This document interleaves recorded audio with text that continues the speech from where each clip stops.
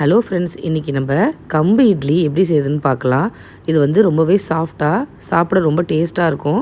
உடம்புக்கும் ரொம்ப ஆரோக்கியமானது. அது எப்படி செய்யலான்னு பார்க்கலாம் வாங்க. கம்பு இட்லி பண்ணுறதுக்கு நான் 1 கப் அளவு இட்லி ரைஸ் எடுத்திருக்கேன். அது கூட 4 கப் அளவு நம்ம கம்பு சேர்த்துக்கலாம்.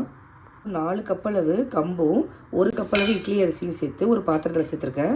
அதே மாதிரி இன்னொரு பாத்திரத்தில் 1 கப் அளவு உளுந்து சேர்த்துருக்கேன். இப்போ இதை தனித்தனியாக நம்ம வந்து வாஷ் பண்ணிவிட்டு சோக் பண்ணி வச்சுக்கலாம். இப்போ இதை நல்லா வாஷ் பண்ணிவிட்டு நான் சோக் பண்ணி வச்சுருக்கேன். அதுமாதிரி உளுந்து கூட கொஞ்சமாக வெந்தயமும் சேர்த்து ஊற வச்சுருக்கேன். இந்த வந்து கம்பு நல்லா ஊறி வந்திருக்கு. நான் ஓவர் நைட் வந்து சோக் பண்ணி வச்சுருந்தேன். நல்லா ஊறி இருக்குது. அதே மாதிரி உளுந்தும் நல்லா ஊறி வந்திருக்கு. இப்போ வந்து நம்ம எப்போவுமே நார்மலாக இட்லிக்கு எப்படியே மாவாட்டுவோமோ அதே மாதிரி உளுந்து அரைச்சிட்டு அதுக்கப்புறமா வந்து நம்ம கம்பை சேர்த்து அரைச்சி மாவு ரெடி பண்ணிக்கலாம். மாவு அரைச்சி உப்பு சேர்த்து கரைச்சி வச்சுட்டேன்.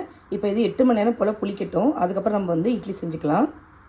பாருங்கள், மாவு எவ்வளோ சூப்பராக நல்லா புளிச்சு வந்திருக்கு அப்படின்னு. நம்ம நேற்று அரைச்சி வச்சோம். இப்போ நல்லா வந்து சூப்பராக புளிச்சு வந்திருக்கு. நம்ம இட்லி ஊற்றி வச்சுக்கலாம். நம்ம வந்து வேக வச்சுக்கலாம். அவ்வளோதான், சூப்பரான கம்பு இட்லி ரெடி ஆகிடுச்சு. இப்போ பாருங்கள் இது எவ்வளோ சாஃப்டாக இருக்குது அப்படின்னு. இங்கே பாருங்கள் எவ்வளோ சாஃப்டாக சூப்பராக வந்திருக்கு அப்படின்னு. இதே மெஷர்மெண்ட்டில் நீங்களும் செஞ்சு பாருங்கள், ரொம்பவே சூப்பராக வரும். இதுக்கு காம்பினேஷனாக நான் இன்றைக்கி சாம்பார் தான் வச்சுருக்கேன். நீங்களும் இதே மாதிரி உங்கள் வீட்டில் செஞ்சு பார்த்துட்டு எப்படி இருக்குது அப்படிங்கிறத கமெண்ட் பண்ணுங்கள்.